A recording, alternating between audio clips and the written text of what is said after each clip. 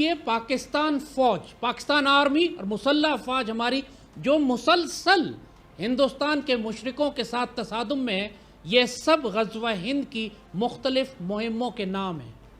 अब जिस चीज़ का सवाल अब उठाया जा रहा है वो ये कि ग़ज़वा हिंद की आखिरी मुहिम कब होगी। 1948 में भी जब हमने हिंदुस्तान से तसादुम किया मुशरिकों से, 65, 71, 99, जो जितने भी लाइन ऑफ कंट्रोल पे हमारे क्लैशेस होते हैं, ये सब ग़ज़वा हिंद की मुहिम्में हैं।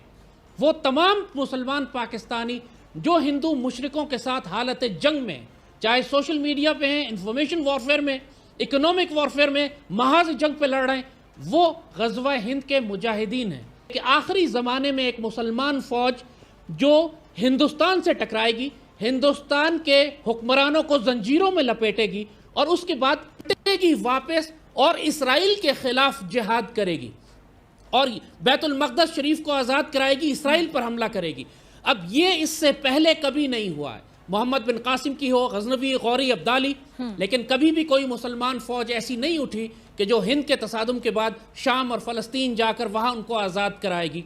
और यही पाकिस्तान बना ही इसलिए था, हमारे बनने का मकसद ही यही था कि हमने यहाँ से ग़ज़वा हिंद लड़कर एक मरतबा फिर हिंदुस्तान को तौहीद के कलमे में लेकर आना है।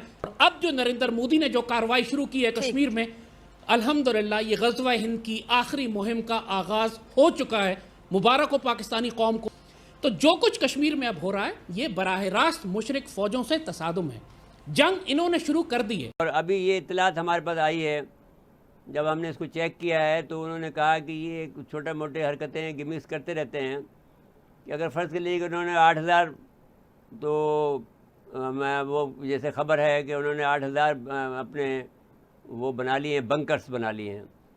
तो हम जब हमने फ़ौजी हजरात से पूछा कि भाई 8000 बना लिए हैं, तो उसने कहा भाई वो अपने इलाके में बना रहे हैं, बनाने देते तो हमारे पास 8000 मिसाइल भी मौजूद हैं जो बंकर तबाह कर देंगे। जब हमें लड़ाई होगी तो हमें बंकर तबाह करने में कितनी देर लगेगी? एक मिसाइल एक बंकर के लिए काफ़ी है हमारे पास, और हमारे पास बहुत सारे मिसाइल हैं जी। तो हमारे लिए कोई बड़ा मसला नहीं है। फिर वो कह रहे हैं कि 10,000 और बनाएंगे। अब तो अब 10,000 तो मुकम्मल हो गए हैं, 8,000 और बनाएंगे।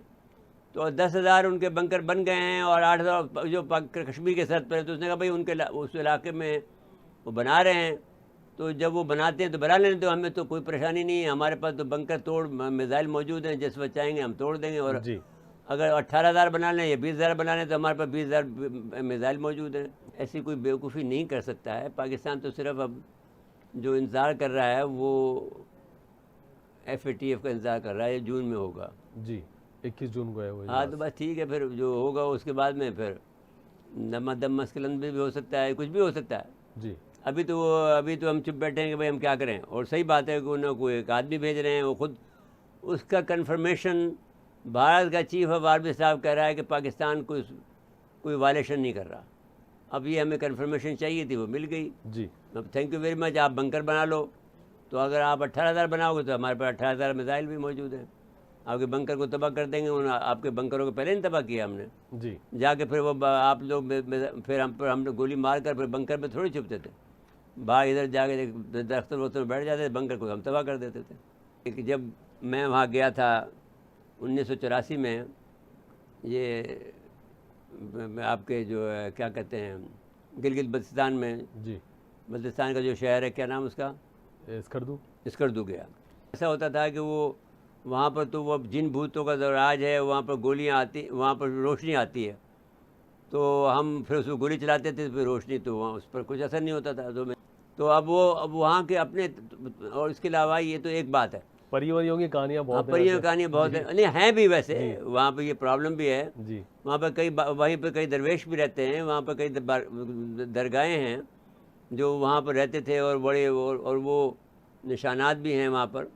मुझे समझ में नहीं आता कि जब आप कारगिल में पहुँच गए थे तो आपको अमेरिका धमकी दे रहा था या ये एटमी धमकी दे रहे थे, तो आपके पास भी तो फर्स्ट स्ट्राइक की आपने डॉक्ट्रिन था ना, आप कह देते कि साहब अगर वो करेगा तो हम भी करेंगे। तो बस वो इंडिया चुप होकर बैठ जाता है, कैसे करता हमला पर। लेकिन वो विजनरी नहीं है, बहरहाल वो विजनरी तो बिल्कुल नहीं है। विजनरी न वो था ना नवाज शरीफ था। नवाज शरीफ तो वैसे भी कद्दू है। हमने DRDO का रूप लिया, ऑर्डिनेंस फैक्ट्रीज है और हमारे पास PSUs है। जैसे आपने HAL को बोला, तो इस तरह के हमारे पास 9 PSUs हैं, Mazagon dock, Cochin shipyard, Goa shipyard, BEL, BML, ये सब है हमारे, ये BDL, इस तरह के हमारे DPSUs हैं, 9 है हमारे, जो आपको विकिपीडिया पे मिल जाएंगे, बिल्कुल सारी डिटेल्स हैं। तो इनके जरिए हमने कुछ हथियार बनाए, कामयाबी भी हासिल की, लेकिन कमियां भी बहुत रही, और उसको अब कॉर्पोरेटाइजेशन करने का काम जारी है। लेकिन साथ में ही इंडिया ने यह भी सोचा कि मेक इन इंडिया सिर्फ सरकारी हवाले से नहीं है, और मैं आपको भी ये एक चीज पेश करूंगा कि आपको भी सोचना चाहिए। तो इंडिया ने जो प्राइवेट सेक्टर है उसको भी बहुत तवज्जो दी, बहुत तरजीम दी है। तो L&T, जो भारत फोर्ज, रिलायंस डिफेंस, इस तरह की बड़ी बड़ी कंपनियां आ रही हैं, टाटा डिफेंस, महिंद्रा डिफेंस, ये बना रहे हैं। आप जानते होंगे आर्टिलरी के पिनाका रॉकेट सिस्टम, अभी कुछ उन्होंने बुलेट प्रूफ व्हीकल्स, बहुत सारी चीजें वो बना रहे हैं और बनाएंगे आने वाले वक्त में। और देखिए ऐसा है, टेक्नोलॉजी को अपने यहाँ हासिल करना इतना आसान नहीं है, क्योंकि हम दोनों मुल्क काफी पीछे रह गए। तो एक नजरिया तो ये है कि आप टेक्नोलॉजी ले लो, जैसे आप चाइना से ले रहे हो, लेकिन वो टेक्नोलॉजी पुरानी होगी, और क्रिटिकल टेक्नोलॉजी आपको शायद वो नहीं देगी, जैसे रशिया ने हमको नहीं दी। रशिया ने हमको कभी क्रिटिकल टेक्नोलॉजी नहीं दी, वो उसके ऊपर कंट्रोल वही रखती।